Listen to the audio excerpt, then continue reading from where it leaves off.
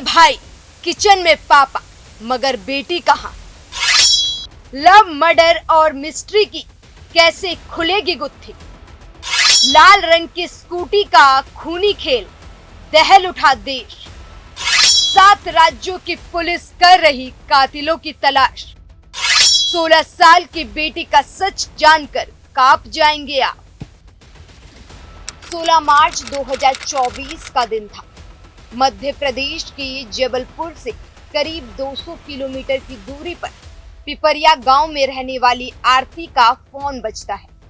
Mobile पर एक WhatsApp audio message आता है, लेकिन आरती रोज की तरह दोस्तों की मस्ती भरे मैसेज समझकर उसे बाद में देखने का सोचकर अपने रोज के काम में लग जाती है। करीब 4 घंटे बाद वो फ्री होती है और फोन उठाती है, व्हाट्सएप ऐप ऑन करती है और उस पर उसकी बहन का ऑडियो मैसेज आया हुआ था। जैसे ही वो उसे सुनती है, सन रह जाती है और सीधे अपने पापा के पास भागती है। उसके बाद आरती के पापा लगातार जबलपुर में अपने दोस्तों को और रिश्तेदारों को फोन करने लगते हैं, क्योंकि जबलपुर में उनके भाई और 8 साल के भतीजे का किसी ने खून कर दिया होता है। इसके बाद जबलपुर पुलिस मिलेनियम कॉलोनी पहुंचती है। वहां घुसते ही वो भी सन रह जाती है। इस घर में एक छोटा सा परिवार रहता है, राजकुमार विश्वकर्मा और उनके बेटा और बेटी। पत्नी की बीमारी की वजह से 2023 में मौत हो गई थी। तीनों सदस्य घर में खुशी खुशी रहते थे, लेकिन पुलिस को घर में कोई दिखाई नहीं देता है। किचन में खून ही खून था और पिन्नी में लिपटी पड़ी थी राजकुमार विश्वकर्मा की लाश। पुलिस तेजी के साथ घर की दूसरी ओर भी तलाश करना शुरू कर देती है, तो नजर पड़ती है फ्रिज पर लगे खून के छींटों पर। पुलिस फौरन फ्रिज को खोलती है तो उसमें भी एक लाश होती है। वो लाश किचन में पड़े शव राजकुमार विश्वकर्मा के 8 साल के मासूम बेटे तनिष्क की थी। पुलिस बेटी को तलाशने में लगती है, या फिर आप ये कहें कि उसकी लाश को तलाशने लगती है, क्योंकि जब पिता और बेटे की लाश देखी तो लगा शायद बेटे का भी खून किया जा चुका है। लेकिन ऐसा नहीं होता, ना तो बेटी की लाश मिलती है और ना ही सुराग। पुलिस को लगा कि शायद उसे किडनैप कर लिया गया है, लेकिन पुलिस का ये शक भी तब दूर हो गया जब उसे एक लड़के के साथ रेलवे स्टेशन पर दाखिल होते हुए एक सीसीटीवी फुटेज में देखा। तो क्या पिता और भाई की हत्या हो जाने के डर से बेटी कातिलों से जान बचाने के लिए भाग रही है? क्योंकि पुलिस के शक के घेरे में बेटी और उसका ये दोस्त ही है। चलिए आपको फिर से शुरुआत में ले चलते हैं। पिपरिया गांव में रहने वाली आरती के फोन पर उसकी चचेरी बहन काव्या का फोन आया था, जिसने अपनी बहन को बताया कि उसके पापा और भाई का किसी ने खून कर दिया है। जिसके बाद ये बात सबको पता लगी थी। पूरा परिवार दुखी है, लेकिन 16 साल की काव्या किससे भाग रही है? वही पुलिस के शक के घेरे में 16 साल की बेटी काव्या और उसका बॉयफ्रेंड मुकुल सिंह है। लेकिन ये मुकुल जो 20 साल का है, एक नाबालिग बच्ची का बॉयफ्रेंड कब बन गया, या फिर दोस्त भी?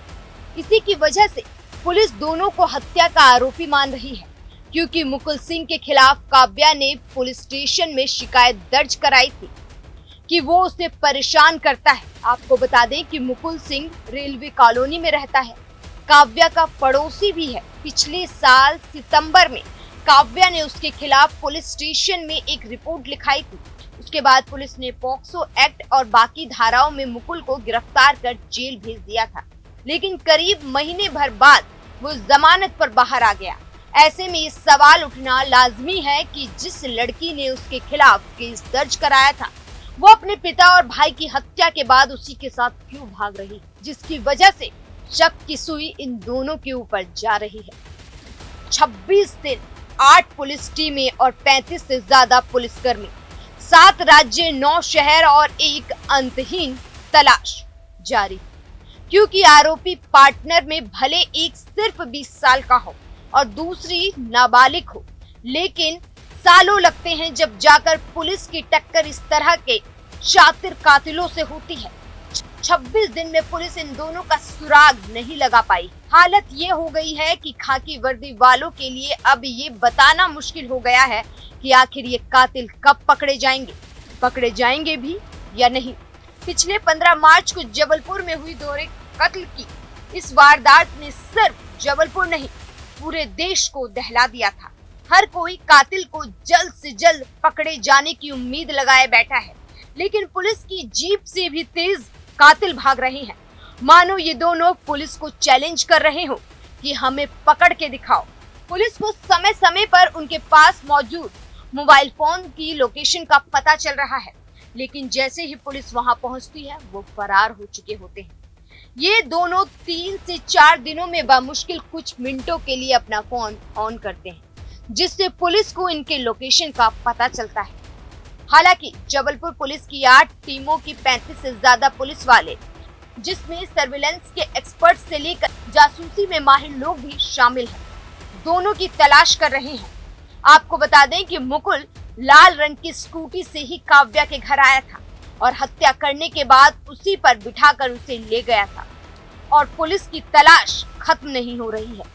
इस बीच जबलपुर पुलिस को पता चला कि दोनों ने शहर छोड़ने के बाद सबसे पहले कटनी का रुख किया, वहां से पुणे, विशाखापट्टनम और तब गोवा से मुंबई होते हुए कर्नाटक के गुलबर्गा पहुंचे।